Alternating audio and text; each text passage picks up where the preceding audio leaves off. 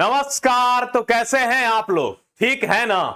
BPSC TRE 4.0 के तैयारी करने वाले मेरे प्यारे छात्रों, जैसा कि आपको पता होगा कि आपके परीक्षा के लिए एनसीईआरटी कितना महत्वपूर्ण है, तो मैं लेकर आया हूं एनसीईआरटी का ओरिजिनल प्रश्न। इसमें कहीं कोई डुप्लीकेट नहीं है, सेम टू सेम जो एनसीईआरटी का किताब हमारे बिहार बोर्ड के परीक्षाओं में चलता है, वो सेम टू सेम क्वेश्चन में लेकर आया हूं। 10वां क्लास का किताब का पाठ का नाम है द्विघात समीकरण। आज हम लोग एक एक प्रश्न को बढ़िया से पढ़ेंगे और ट्रिक से पढ़ेंगे, कॉन्सेप्ट से पढ़ेंगे और ये उस पर सोचेंगे, समझेंगे कि अगर यही प्रश्न परीक्षा में आएगा तो किस रूप में पूछा जाएगा और उसे हमें कैसे बनाना है। तो चलिए शुरुआत करते हैं। द्विघात समीकरण हेडिंग लगा लेंगे। और यदि आप भी टीआरई 4.0 की तैयारी करते हैं, टीजीटी मैथमेटिक्स सब्जेक्ट है या 6 to 8 में साइंस पेपर है या पीआरटी की तैयारी करते हैं, तो मैथ्स की बेहतरीन तैयारी के लिए आप हमसे जुड़ सकते हैं। जुड़ने के लिए लोड करेंगे गोस्वामी मैथमेटिक्स ऐप। चलिए आगे बढ़ते हैं दोस्तों। मेरे प्यारे बच्चों, ध्यान लगाना और गौर फरमाना। कहा गया प्रश्न वाली 4.1, आपके पास किताब होगा एनसीईआरटी बिहार बोर्ड वाला, तो आप उसमें जाके चेक कर सकते हैं कि क्वेश्चन क्या है। यही सब क्वेश्चन है, ठीक है। जांच कीजिए और निम्न में कौन द्विघात समीकरण है। जांच करना है और बताना है कौन द्विघात समीकरण है। द्विघात समीकरण होने के लिए दो घात होना चाहिए, ठीक है। अब ध्यान से सीखिए। जैसे हमें पहला को चेक करना है, तो x + 1 का होल स्क्वायर क्या होगा बताइए। x² + 2x + 1 बराबर 2x - 6। हम सारे क्वेश्चन करेंगे, आसान वाले भी, हार्ड वाले भी, सब, ठीक है।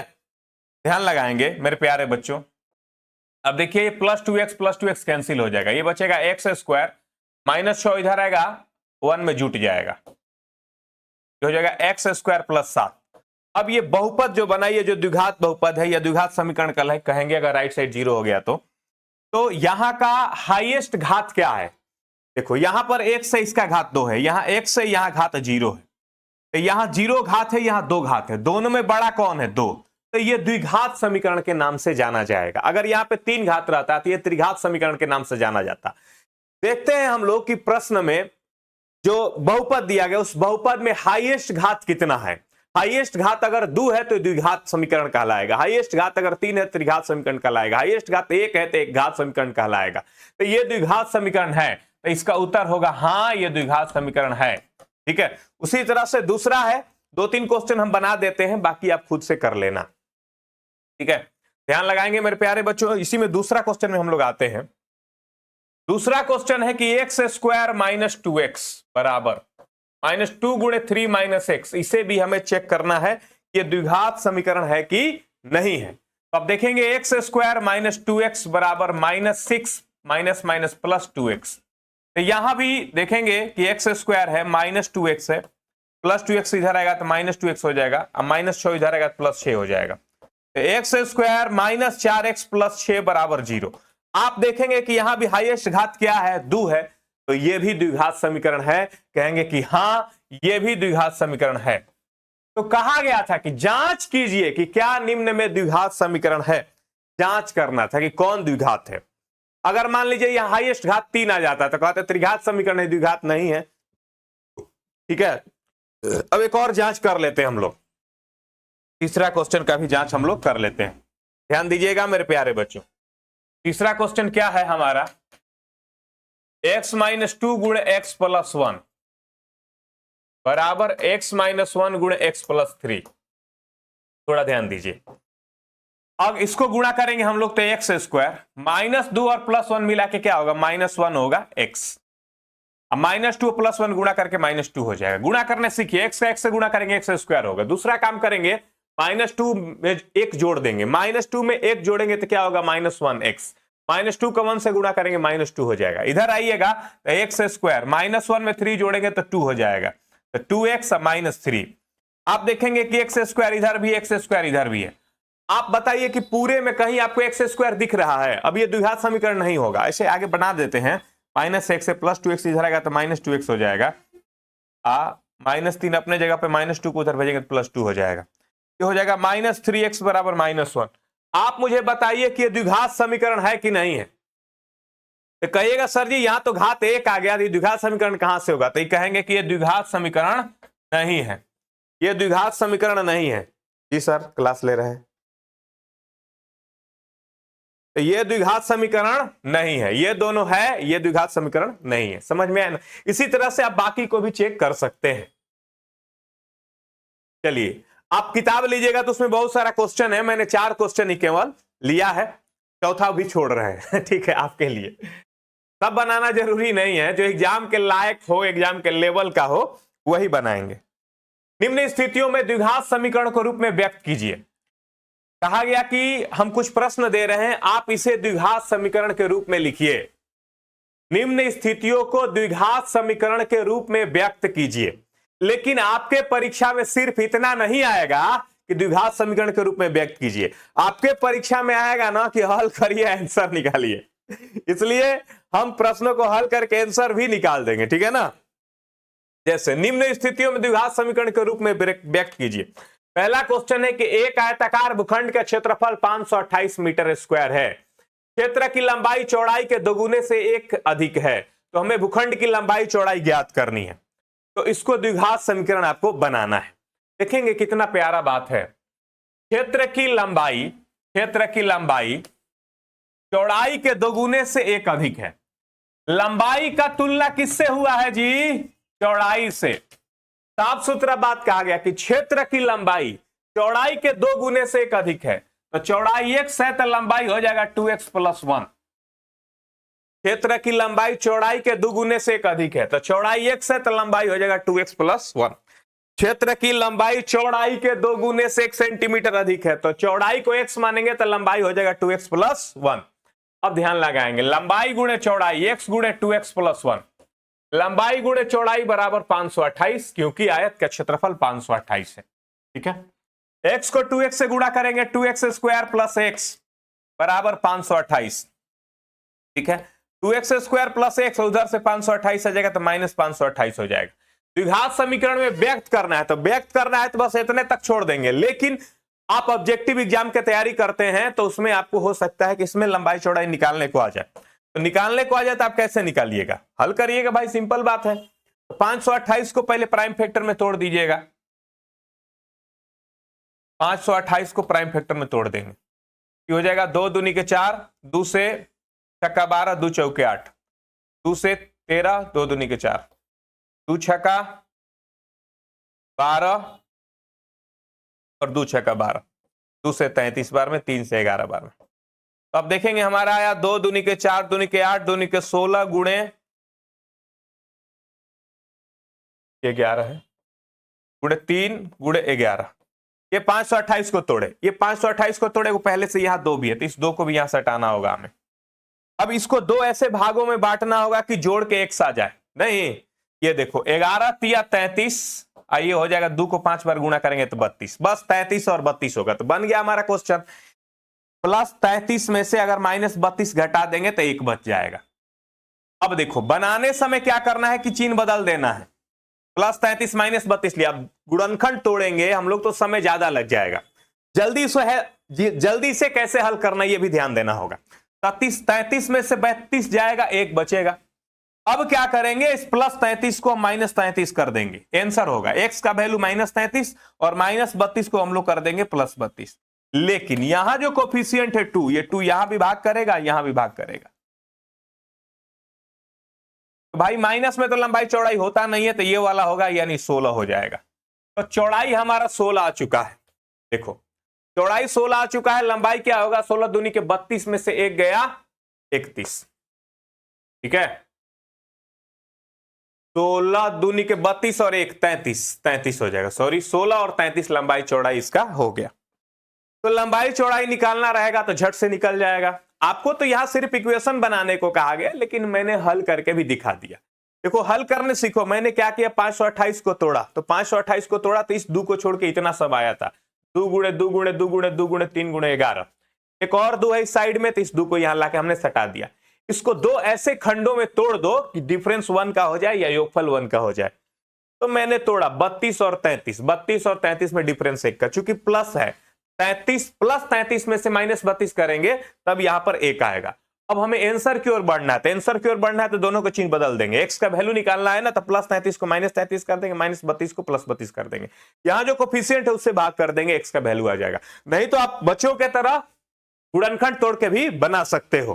क्योंकि हमें परीक्षा में समय बचाना है, तो हर एक चीज का हमें ख्याल रखना होगा, तभी पॉसिबल होगा समय के साथ सभी प्रश्नों को हल करना। चलो भाई आगे बढ़ जाते हैं। और दो क्रमागत धनात्मक पूर्णांकों का गुणनफल 306 है, तो हमें पूर्णांकों को ज्ञात करना है। कितना इजी क्वेश्चन है। दो क्रमागत धनात्मक पूर्णांकों का गुणनफल 306 है, तो हमें पूर्णांकों को ज्ञात करना है। क्रमागत यानी कि लगातार, जैसे 5 के बाद अगला पूर्णांक 6 आता है, 6 के बाद अगला पूर्णांक 7 आता है, और 8 के बाद अगला पूर्णांक 9 आता है। उसी तरह से x के बाद अगला पूर्णांक x + 1 आता है, और दोनों का गुणनफल 306 है। जी हां दोस्तों, दोनों का गुणनफल क्या है, 306 है, तो गुणा करेंगे 306 आना चाहिए। अब ये हो गया x² + x - 306 = 0। द्विघात समीकरण तो हमारा बन गया, लेकिन सिर्फ द्विघात समीकरण बनाना रहता, अगर हम 10वां क्लास के विद्यार्थी रहते तो यहीं पर उत्तर देते। लेकिन हम 10वां क्लास के टीचर बनने वाले हैं, तो इसको मैं बता देता हूं कि कैसे हल करना है। तो मेरे प्यारे बच्चों ध्यान से देखना, 306 को हम फिर प्राइम फैक्टर में तोड़ेंगे। 2 से 15 और 2 तिहाई 6। अब 2 से कटेगा नहीं, 3 से कटा देते हैं। 3 × 5 = 15, 3 × 1 = 3, और 3 से 17 बार में कटा। 3 तिहाई 9 दूनी के 18 और 17, 17 और 18 हो जाएगा। तो 18 में से अगर 17 को हम घटा देंगे तो 1 आएगा। अब x का वैल्यू निकालना, चिन्ह बदल देंगे। 18 हो जाएगा -18 और -17 हो जाएगा +17।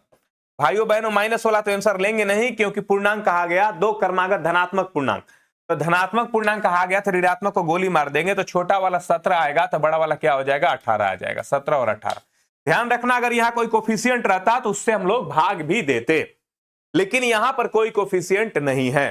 समझ पा रहे हैं आप लोग।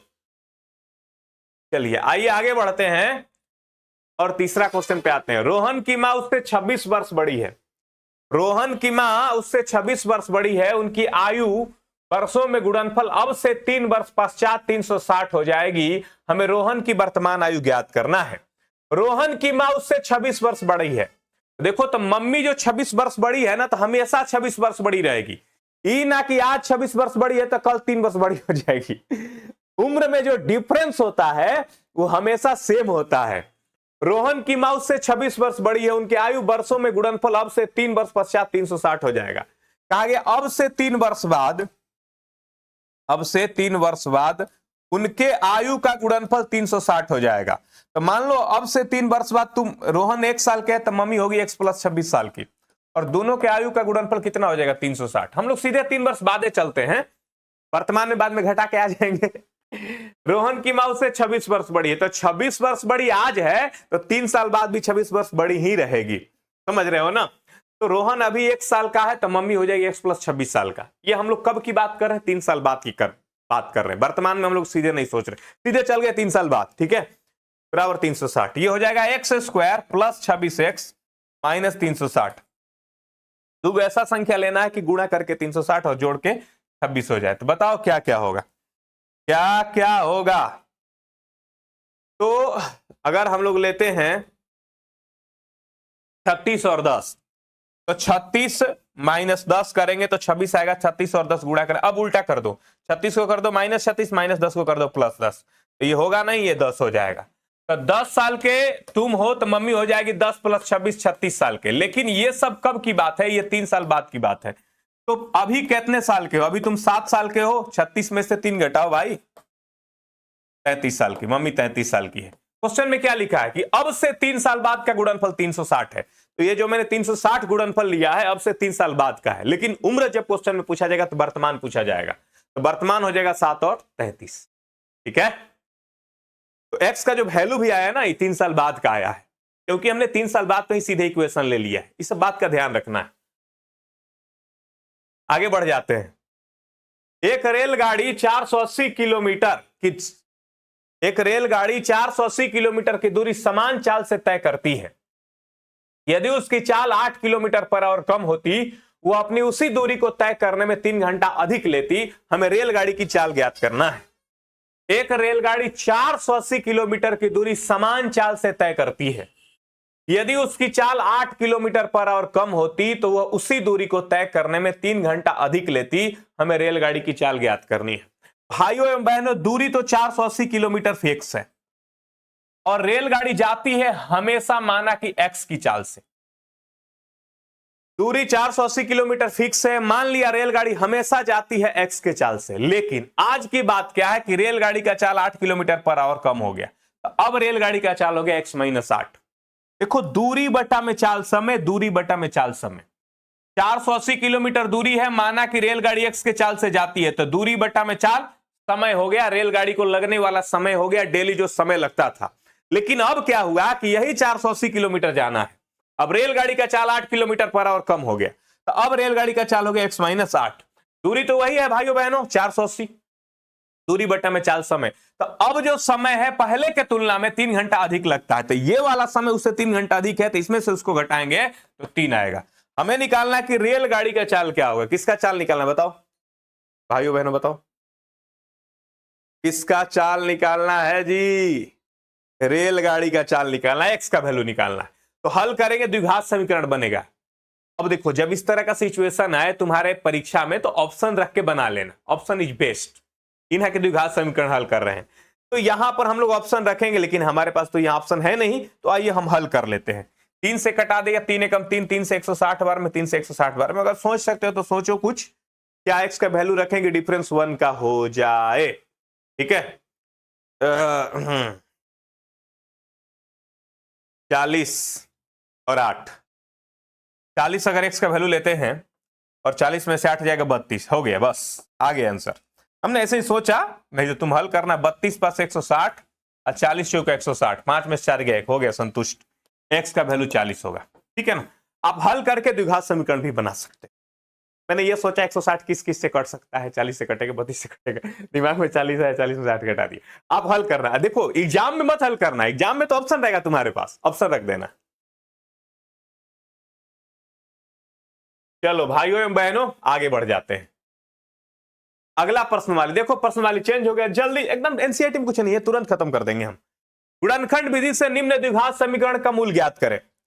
गुणनखंड विधि से मूल ज्ञात करें, लेकिन आपके परीक्षा में आएगा तो ये नहीं कहेगा किस विधि से ज्ञात करें, आपको जिस विधि से करने का मन करे उसी विधि से कीजिएगा, आपको कोई रोकेगा ठोकेगा नहीं, क्योंकि आपको बस आंसर टिक करना रहता है। तो यहां कहा गया ना कि गुणनखंड विधि से द्विघात समीकरण का मूल ज्ञात करें। चलिए आप किसी भी विधि से ज्ञात कर सकते हैं।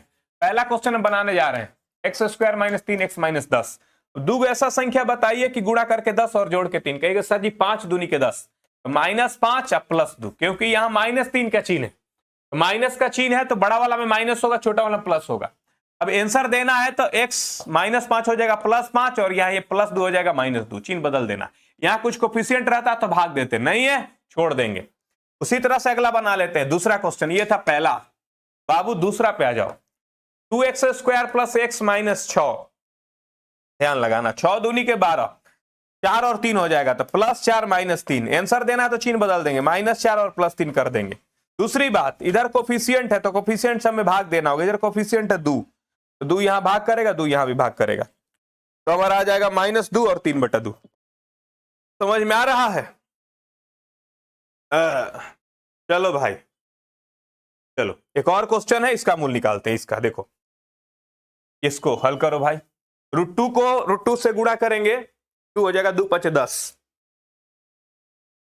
7 को तोड़ो कि जोड़ के 7 आ जाए, गुणा करके 10 आ जाए। नहीं तो कहोगे सर जी 5 और 2, कितना सिंपल है भाई, 5 और 2, 5 और 2, 5 और 2, 5 और 2, चिन्ह बदल जाएगा, और जो प्लस में लेंगे लेकिन आंसर लेंगे तो माइनस में हो जाएगा। अब ये √2 भागा करेगा यहां भी और √2 भागा करेगा यहां भी, हो गया। -5 बटा में √2 एगो आंसर हो गया, -2 में √2 से भागा करेंगे -√2, आंसर हो गया। कितना आसान है, देख रहा है विनोद, आसान है ना।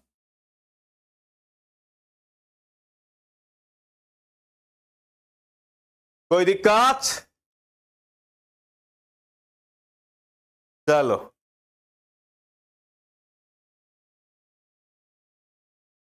आगे आते हैं। ऐसी दो संख्याएं ज्ञात कीजिए जिनका योग 27 है और गुणनफल 182 है। चलिए भाई, ऐसी दो संख्याएं बताइए जिनका योग 27 है, गुणनफल 182 है। योग 27 है, मान लेते हैं वो संख्या x है, दूसरी होगा 27 माइनस एक्स, और दोनों को गुणा करके आना चाहिए 182। तो x देखो 27 minus x, 27x minus x square बराबर 182। दोनों टीम को एक साथ लिखने का एक ही शर्त होता है कि एक टीम का चिन्ह बदल दीजिए। दोनों टीम को अगर एक साथ लिखना हो तो उसका एक ही शर्त होता है कि एक टीम का चिन्ह बदल दीजिए। जैसे हम इसका चिन्ह बदलेंगे, माइनस एक्स स्क्वायर हो जाएगा प्लस एक्स स्क्वायर, ये हो जाएगा माइनस 27x, और ये हो जाएगा प्लस 182 बराबर 0। अब 182 को इस तरह से तोड़ो कि जोड़ के 27 आ जाए, ठीक है। बताओ क्या क्या होगा, 13 और 14, 13 14 गुणा करेंगे 182 आएगा। देखो तो 13 14 गुणा करेंगे 182 आता है, माइनस 13 माइनस 14, 13 चौके 52 के 2 13 हो गया। अब क्या करेंगे, x का वैल्यू निकालना तो चिन्ह बदल देंगे, ये हो जाएगा प्लस 13, ये हो जाएगा प्लस 14। इधर कुछ है नहीं, रहता तो भाग देते। तो 13 और 14 आया, यही हो जाएगा संख्या 13 और 14, गुणनफल 27 होगा। 13 और 14 का योगफल भी 27 होगा, ठीक है। जैसे अगर हम 13 लेंगे तो दूसरा 14 आ जाएगा, अगर 14 लेंगे तो दूसरा 13 आ जाएगा। सिंपल, समझ में आ रहा है, कोई दिक्कत? चलो आगे आते हैं। दो क्रमागत धनात्मक पूर्णांक ज्ञात कीजिए जिनके वर्गों का योग 365 है। दो क्रमागत धनात्मक पूर्णांक ज्ञात कीजिए जिनके वर्गों का योग 365 है।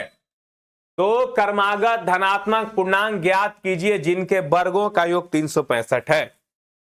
दो क्रमागत धनात्मक पूर्णांक ज्ञात कीजिए जिनके वर्गों का योग 365 है। चलिए, अगर ये क्वेश्चन तुम्हारे परीक्षा में आ जाएगा ना, तो मैं बताऊं जल्दी बनाने का तरीका, सीधे 365 में 2 से भागा करना। 2 एक कम 2, 2 8 16, 2 दूनी के 4, 182 का लगभग वर्गमूल निकालना। 13 13 169, 14 14 196, 14 पे ज्यादा हो जाएगा 13, बस तो एगो 13 होगा, एगो 14 हो जाएगा, 13 14। दो क्रमागत धनात्मक पूर्णांक ज्ञात कीजिए जिनके वर्गों का योग 365 है, तो 13 14। अगर कोई कहेगा बेसिक से बना दो गुरुजी, बना देना। क्रमागत पूर्णांक है वो x हो जाएगा, दूसरा x प्लस 1 हो जाएगा, वर्गों का योग यानी x स्क्वायर और x प्लस 1 के स्क्वायर, दोनों का योग कितना है 365। ये हो गया x स्क्वायर, ये हो गया x स्क्वायर जो 2x जोड़ 1 बराबर 365। ये हो जाएगा 2x स्क्वायर जो 2x, 365 में से एक घटा देंगे माइनस 364 बराबर 0। 2 से भागा दे दो सब जगह, x square plus x minus 182 बराबर 0। अब दो ऐसा संख्या बताओ कि गुणा करके 182 हो जाएगा, तो 14 और 13, प्लस 14 और माइनस 13, इन बदल देंगे तो ये माइनस 14 हो जाएगा, ये प्लस 13 हो जाएगा। क्योंकि माइनस में तो ये लेंगे नहीं, तो छोटी संख्या 13 है, बड़ी संख्या 14 हो जाएगा, ठीक है। मैं आपको दोनों तरीका से बता दिया, समझ गए होंगे आप, उम्मीद करते हैं। कोई दिक्कत है?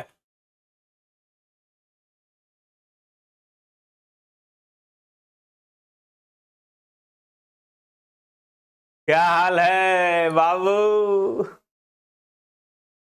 आ जाओ, चलो। एक समकोण त्रिभुज की ऊंचाई उसके आधार से 7 सेंटीमीटर कम है।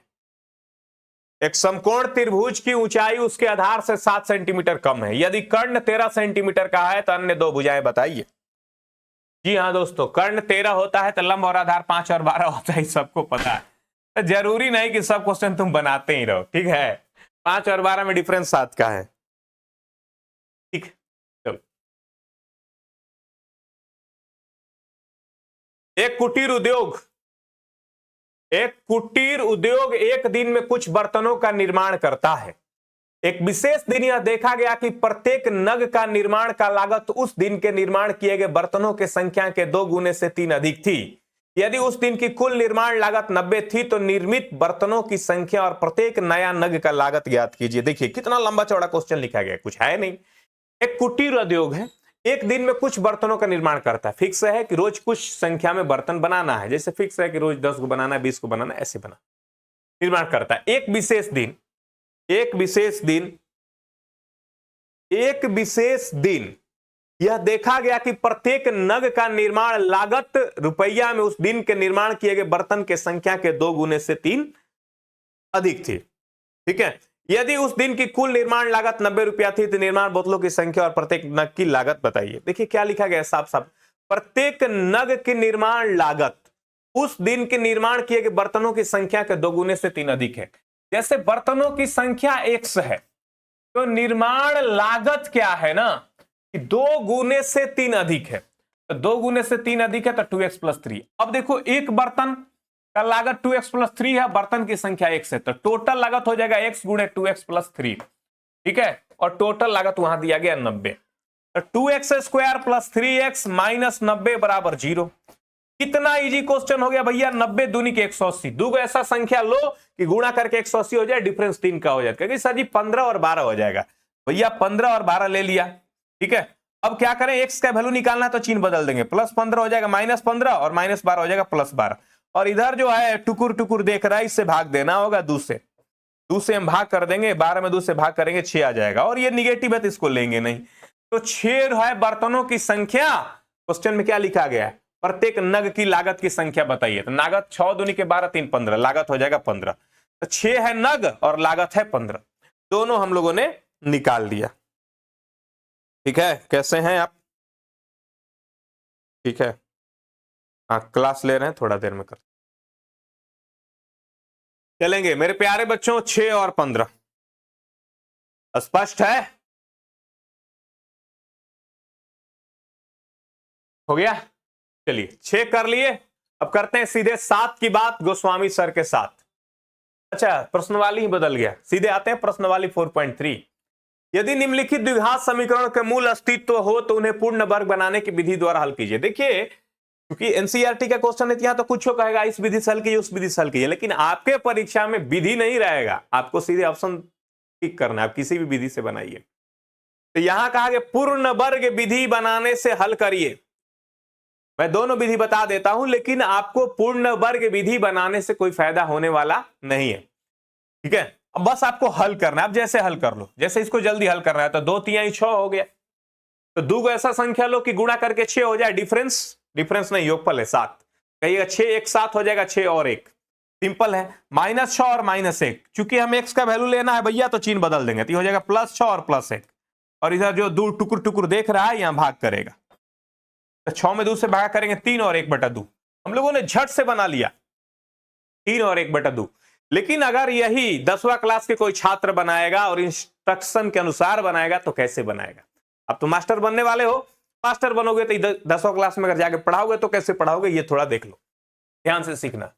2x square minus 7x plus 3 बराबर 0 है। क्या कहा गया, पूर्ण वर्ग बनाइए पहले, पूर्ण वर्ग 2 से भागा करिए सब जगह, x square minus 7/2x plus 3/2 बराबर 0। पूर्ण वर्ग बनाने का मतलब होता है कि a square plus 2ab plus b square के रूप में लिख देना। ध्यान से सीखिएगा।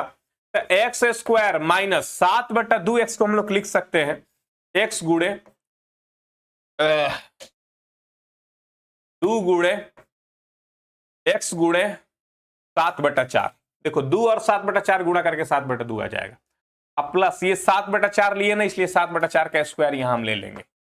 अब 7/4 का स्क्वायर लिए हैं तो घटाना भी पड़ेगा, तो 7/2 में से हमें घटाना होगा 7/4 का स्क्वायर यानी 49/4 बराबर 0। अब ये ध्यान से देखना, a square minus 2ab plus b square हो गया, अर्थात a माइनस बी का होल स्क्वायर, x माइनस 7/4 का whole square. a square minus 2ab plus b square, तो a माइनस बी का होल स्क्वायर। ठीक है, प्लस 4 और 2 का लघुत्तम 4 हो गया, 2 दूनी के 4, 7 दूनी के 14 माइनस 49 बराबर 0। x माइनस 7/4 का होल स्क्वायर, 14 में से 49 घटाएंगे हम लोग, क्या आएगा? अरे यार गलती कर दी है ना, ये 16 होगा। ठीक है, 16 ध्यान लगाना, 16।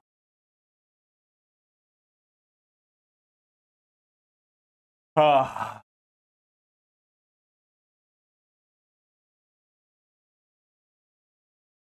7/4 का स्क्वायर करेंगे हम लोग, 7 का स्क्वायर 49, 4 का स्क्वायर 16। ठीक है, 7/2 पहले से, 7/2 नहीं है ये, 3/2।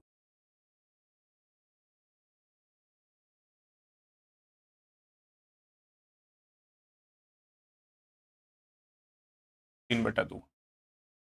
अब चलिए 2 8 16 8 3 24, 24 माइनस 49, 24 माइनस 49 हो जाएगा 25/16 बराबर 0, ये माइनस में होगा। तो ध्यान लगाना, x माइनस 7/4 का होल स्क्वायर। अब 25/16 उधर जाएगा तो प्लस 25/16 हो जाएगा। तो x माइनस 7/4 बराबर 25 का वर्गमूल 5 और 16 का वर्गमूल 4 प्लस माइनस 5/4।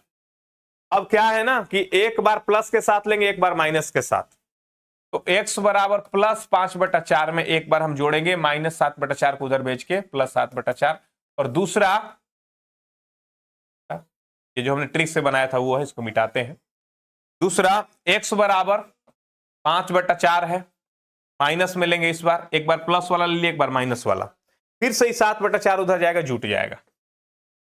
अब देखोगे 12/4 3 हो जाएगा, और 7 में से 5 गया, 2/4 1/2 हो जाएगा। तो यही आंसर हमारा उस विधि से भी आया था 3 और 1/2, और इस विधि से भी आया था 3 और 1/2। तो परीक्षा में आपको विधि से मतलब नहीं है, आपको मतलब है कि आंसर कैसे आ रहा है। समझ गए? देखिए, लेकिन यही क्वेश्चन परीक्षा में आएगा कैसे बनाएगा, मैंने बताया था आपको कि कुछ नहीं करना, 2 3 6, तो 2 ऐसा संख्या लो कि गुणा करके 6 आ जाए और डिफरेंस -7 हो जाए। कहेगा सर जी -6 और -1 जोड़ेंगे तो 7 हो जाएगा। बस माइनस में लिए हैं, लेकिन चूंकि हम x का वैल्यू निकालना है तो दोनों का चिन्ह बदल देंगे। यहां 2 है तो 2 से यहां भाग कर देंगे। देखो कितना झट से आ गया, 3 और 1/2। और वही मैं गुणनखंड विधि से बनाया, सॉरी पूर्ण वर्ग करके बनाया, तो कितना समय लगा। यहां देखेंगे 4 दूनी के 8, 8 दो ऐसा संख्या लेना है तो ये टूटेगा ही नहीं। कहा गया उन्हें पूर्ण वर्ग बनाने की विधि द्वारा हल कीजिए। तो पूर्ण वर्ग विधि से आप हल कर सकते हैं, इस गुणनखंड विधि से हल करना थोड़ा मुश्किल हो जाएगा। और नहीं तो आप सीधे x का वैल्यू निकाल सकते हैं कि x बराबर -b, माइनस b का value 1 minus b plus minus b square minus 4ac, 1 का स्क्वायर माइनस 4 गुणे a का वैल्यू 2 और c का वैल्यू -4। ठीक है, अब बट्टा में 2, a का value 2, minus b plus minus b square minus 4ac बट्टा में 2 है। फॉर्मूला याद है ना, -1 प्लस माइनस √17, 4 चौके 16 17 बट्टा में 4। तो -1 प्लस √17 बट्टा में 4 आएगा, हो जाएगा -1 माइनस √17 बट्टा में 4। इसको बनाया, कोई दिक्कत? स्पष्ट है पूरी तरह से। इस क्वेश्चन में 3 4 क्वेश्चन थे, मैंने बाकी को नहीं लिया है, आप लेकर के हल कर लेना। ठीक है ना? चलो भाइयों एवं बहनों आगे बढ़ते हैं। निम्न समीकरण का मूल ज्ञात कीजिए। कहा गया निम्न समीकरण का मूल बताइए, बताइए कि सबका मूल क्या होगा। हल करना है और मूल निकालना है, तो बच्चों वाला क्वेश्चन हो गया भाई। देखो ये हो जाएगा हमारा x स्क्वायर -1 बटा में x बराबर 3, तो x स्क्वायर -1 बराबर 3x, तो x स्क्वायर -3x प्लस 1 बराबर 0। अब हमें मूल निकालना है, तो फॉर्मूला से यहां निकालेंगे, x बराबर -b plus minus root under b square -4ac बट्टा में 2a माइनस बी का वैल्यू कितना है -3 plus minus b square -4ac -3 का स्क्वायर -4, ए का वैल्यू 1 और सी का वैल्यू भी 1 बट्टा में 2a, ए का वैल्यू 1। ये आ जाएगा हमारा 3 प्लस माइनस 3 3 9, 9 में से 4 जाएगा, क्या बचेगा 5। ठीक है, रूट अंडर 5 बट्टा में 2। कोई दिक्कत?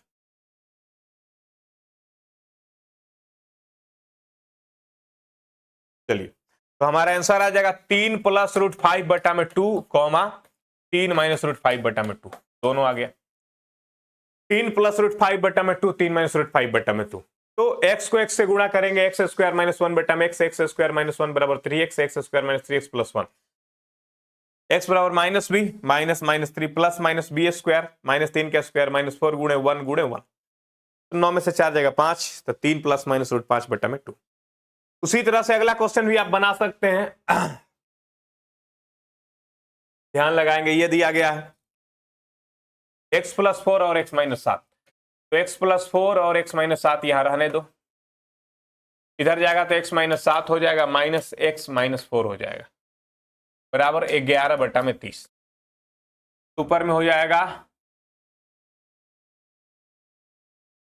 ऊपर में क्या होगा, कट जाएगा, ये -11 हो जाएगा।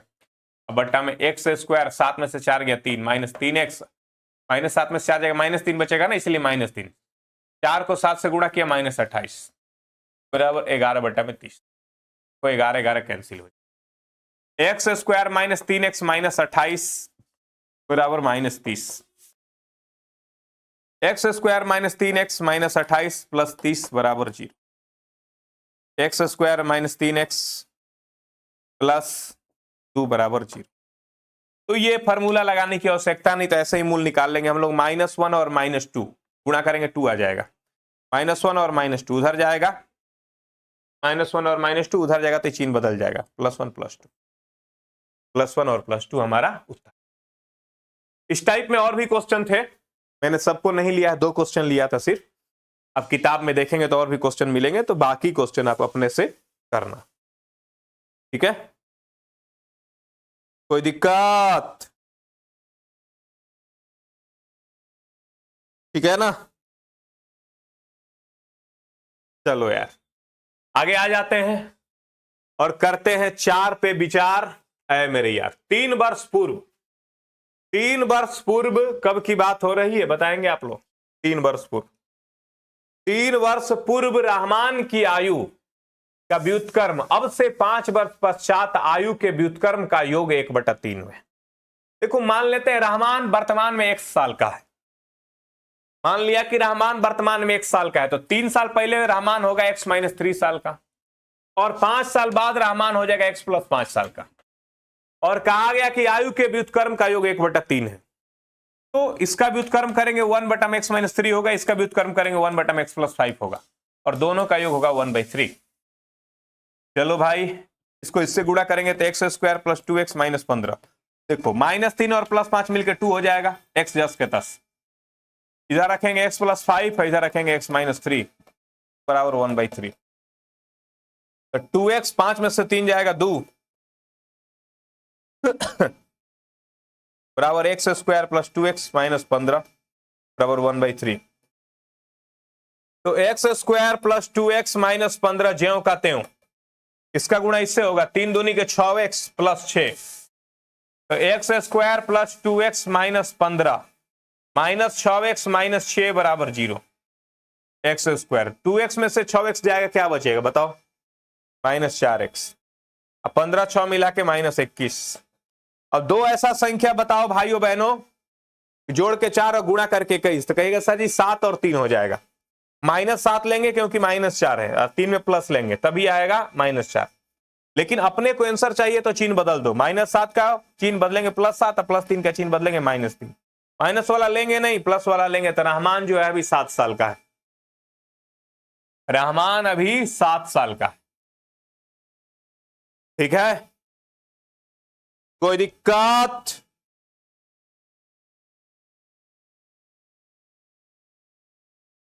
ठीक है ना। चलिए आगे बढ़ते हैं।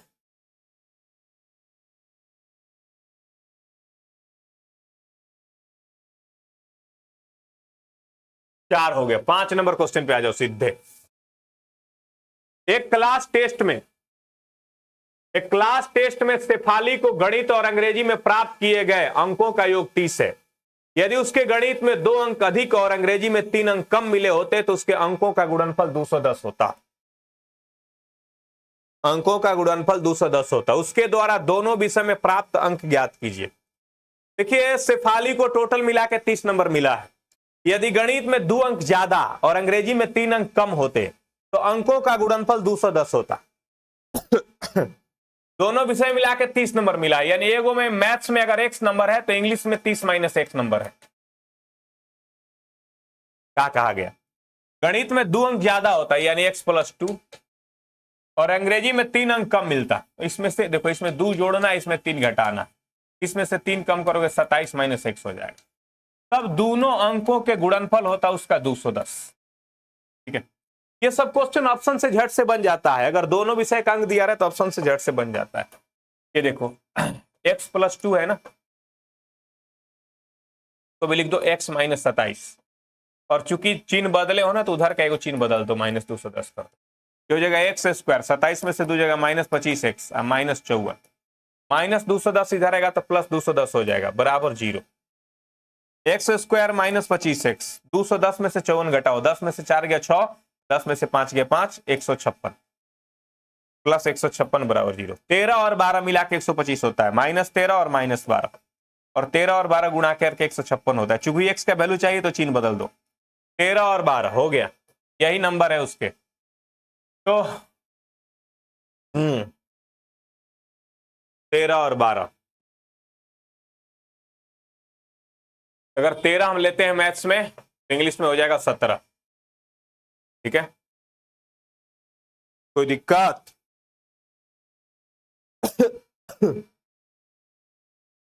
और अगर लेते हैं हम मैथ्स में 12 तो इंग्लिश में हो जाएगा 18।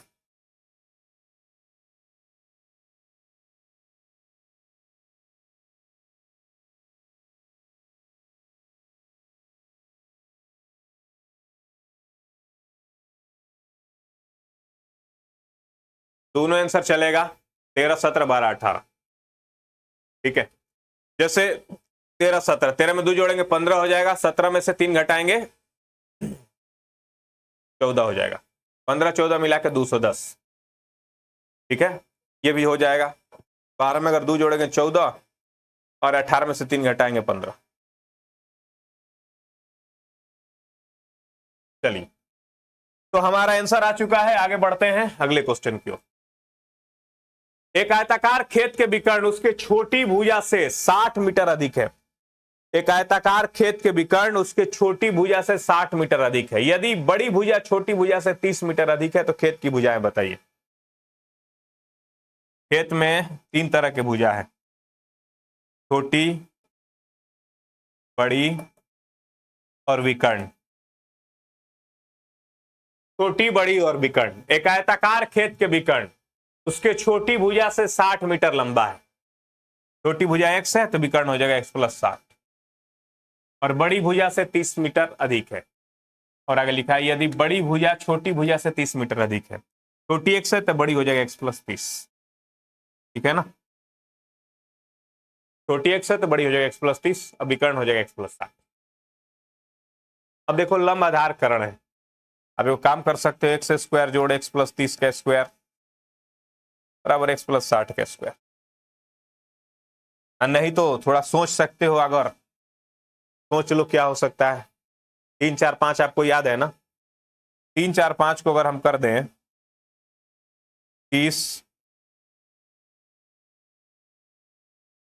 3 4 5 को कर दें 60 90 120, 60, 15 चौके 60, 15 छक्का 90,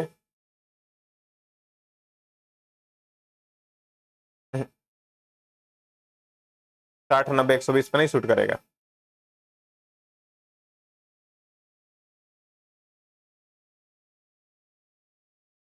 नब्बे 120 150 हो गया। 3 4 5 बस यही है, 90 120 150। 3 4 5 रेशियो आ रहा है ना, ट्रिपलेट्स बन रहा है ना, हो गया। तो जरूरी नहीं कि हर जगह आप कैलकुलेशन ही करिए। तो खेत की भुजाएं हो जाएगा 90 और 120, क्वेश्चन का उत्तर हो जाएगा 90 और 120। चलिए 7 की करते हैं बात। दो संख्याओं के वर्गों का अंतर 180 है। छोटी संख्या का वर्ग बड़ी संख्या के 8 गुना है। दो संख्याओं के वर्गों का अंतर 180 है। a square minus b square बराबर 180। आगे लिखा गया छोटी संख्या का वर्ग, जैसे छोटी संख्या b माने इसका वर्ग बड़ी संख्या के 8 गुना है, a का 8 गुना। छोटी है b, बड़ी है a, तब ना बड़ी में से छोटी घटेगा तो 180 आएगा। क्वेश्चन में क्या लिखा है, छोटी संख्या का वर्ग बड़ी संख्या का 8 गुना है, तो बी स्क्वायर का जगह 8 रख दो, a स्क्वायर माइनस यहाँ 8 रख दो बराबर 180। तो a स्क्वायर माइनस 8 है माइनस 180 बराबर 0। दो ऐसा संख्या बताओ कि गुणा करके 180 हो जाए, डिफरेंस 8 का हो जाए। बताओ 180 गुणा करके आना चाहिए, डिफरेंस 8 का होना चाहिए। तो संख्या क्या क्या हो सकता है? 30 और 6 गुणा करेंगे 180 होगा, 12 और 15 गुणा करेंगे 180 होगा, और 20 और 9 गुणा करेंगे 180 होगा, 18 और 10 गुणा करेंगे 180 होगा, हो गया 18 और 10, -18 प्लस 10। लेकिन हमें x चाहिए तो चिन्ह बदल देंगे, ये हो जाएगा +18, ये हो जाएगा -10, माइनस वाला लेंगे नहीं, ये हो गया 18। तो एगो संख्या 18 हो गया, तो b का वैल्यू बताइए। 8 × 18 बराबर b², b² बराबर 144, तो b बराबर आ जाएगा 12। बस आंसर आ गया हमारा 18 और 12। 18 और 12 समझ में आया? चलो भाई, 7 और 8। एक रेलगाड़ी एक समान चाल से 360 किलोमीटर की दूरी तय करती है। यदि 5 किलोमीटर पर और अधिक होती तो उस चाल को, उसी यात्रा को 1 घंटा कम समय में कर लेती। रेलगाड़ी की चाल ज्ञात करें। एक रेलगाड़ी एक समान चाल से 360 किलोमीटर दूरी तय करती है। दूरी फिक्स है बाबू 360, ठीक है। मान लेते हैं x के चाल से जाती है, अभी उसका चाल हो गया 5 किलोमीटर पर और कम, x - 5 हो गया। 360 जाती थी x के चाल से, अब जाएगी x - 5 के चाल से, तो अब जो समय है पुराने वाले समय की तुलना में 1 घंटा कम। हल करो, x का वैल्यू निकालो। देखो इस तरह क्वेश्चन को हम लोग ऑप्शन से बनाते हैं, लेकिन अभी हमारे पास ऑप्शन है नहीं। अगर कुछ सोच सकते हो तो सोचो कि क्या हो सकता है आंसर, ठीक है।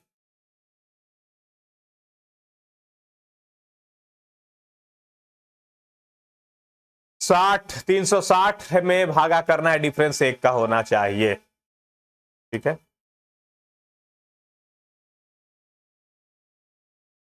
45 अगर लेते हैं हम लोग x का वैल्यू, हमको लग रहा है हो जाएगा।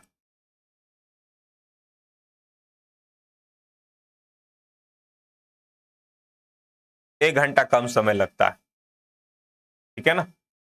तो चाल 5 किलोमीटर पर और अधिक होती है, यहां अधिक है तो यहां प्लस दे दो। अब करो भाई 40 लो 40, क्या क्या लिखा, 1 घंटा अधिक होता है ना तो +5 करेंगे ना, मिस्टेक किया था। तो x का वैल्यू आप ले लो, क्या ले सकते हो, मैंने क्या बताया अभी 45 लोगे तो हो जाएगा, 40 लो। x का वैल्यू 40 और 40 + 5 मिला के 45, 40 9 360, 45 8 360, 9 में से 8 गया 1, तो 40 आ गया रेलगाड़ी का चाल, बढ़ा हुआ चाल 45। तो थोड़ा कॉमन सेंस से भी प्रश्नों को हमें बनाना चाहिए। अगर इसे हम द्विघात समीकरण बना के बनाएंगे ना भाई, 3 मिनट लग जाएगा। ऑप्शन से बना लेंगे, झट से बन जाएगा। 2 पानी के नल एक साथ एक हौज को 9.3/8 घंटा में भर सकते हैं। आइए प्यारे बच्चों, अगला प्रश्न है आपके स्क्रीन पे। 2 पानी के नल एक साथ एक हौज को 9.3/8 घंटे में भरते हैं। बड़ा व्यास वाला नल हौज भरने में कम व्यास वाले नल से 10 घंटा कम समय लेता है। अगर कम व्यास वाला x लेगा तो बड़ा व्यास वाला x - 10 लेगा। ये 1 घंटा में भरेगा 1/x, ये 1 घंटा भरेगा 1/x - 10, और दोनों मिला के 1 घंटा में कितना भरेंगे, तो देखो पूरा भरने में लगता है 9 8 72 3 75/8, इसका भी उल्टा कर देंगे 8/50। टाइम एंड वर्क में मैंने बेसिक मेथड में ये पढ़ाया था कि इन्वर्स कर देना चाहिए, ठीक है। तो हल करना पड़ेगा, यहां पर कोई उपाय नहीं है। x² - 10x, ये हो जाएगा 2x - 10 बराबर 8/75।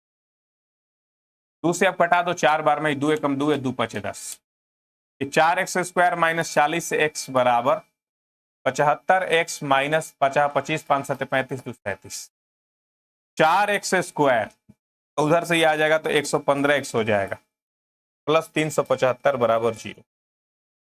375 को अगर तुम तोड़ते हो तो 3 × 125 होगा, तो 125 को ये तोड़ दो और 4 को भी लाके यहां गुणा कर दो।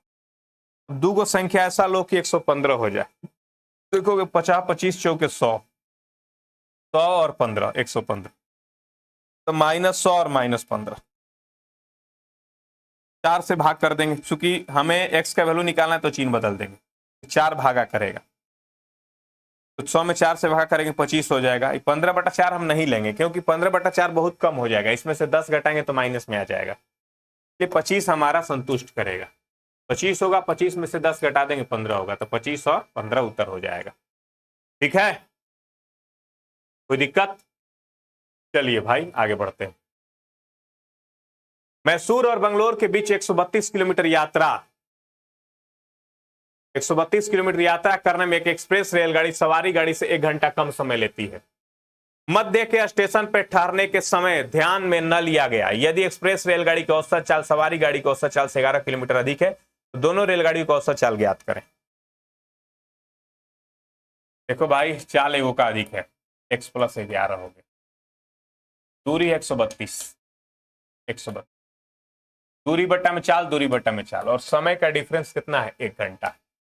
हल करना, x का वैल्यू आएगा 22 से कटेगा 6 बार में, है 22 नहीं होगा, तो लगता है कि 33 हो जाएगा। 33 ही कटेगा 4 बार में, 44 ही कटेगा 3 बार, तो 33 किलोमीटर पर आवर हो गया। इस तरह से क्वेश्चन अगर आपके परीक्षा में आए ना तो ऑप्शन से बनाना, ठीक है। 11 दो वर्ग के क्षेत्रफल का योग 468 मीटर स्क्वायर है। यदि उनके परिमाप का अंतर 24 मीटर है तो दोनों वर्ग की भुजाएं बताइए। परिमाप का अंतर 24 है, जैसे एक का परिमाप 4 है, एक का परिमाप 4 भी, अंतर कितने का है भाई, 24 का। क्षेत्रफल का योग है 468, यानी a² + b² बराबर कितना है, 468। परिमाप होता है 4 गुणे भुजा, तो 4 गुणे b, दोनों का अंतर 24 है। देखो 4 4 कैंसिल, 4 × 24, a - b बराबर 6। तो आप a बराबर लिख सकते हो 6 + b, या b बराबर भी लिख सकते हो a - 6। a² b का वैल्यू रखो a - 6 का होल स्क्वायर बराबर 468। तो जगह a² + a² - 12a + 36 बराबर 468। 2a² - 12a, 468 में 36 घटा दो, क्या बचेगा भाई, 8 में 6 गया 2, 6 में 3 या 3, 432 -1। अब 2 कटा दो, a² - 6a -216 बराबर 0। दो संख्या ऐसा चूज करो कि डिफरेंस 6 का हो, गुणा करके 216 आ जाए, बताओ क्या क्या होगा।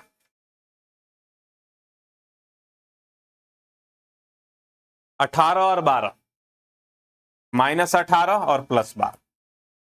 a का वैल्यू चाहिए तो +18 हो जाएगा, चिन्ह बदल देंगे, और ये हो जाएगा -12, माइनस वाला लेंगे नहीं, तो 18 चाल हो, एक भुजा हो गया और दूसरा वर्ग के भुजा क्या होगा, a का वैल्यू 18 आया कि b का, a का, b का वैल्यू 6 हो जाएगा, 12 हो जाएगा, 18 और 12।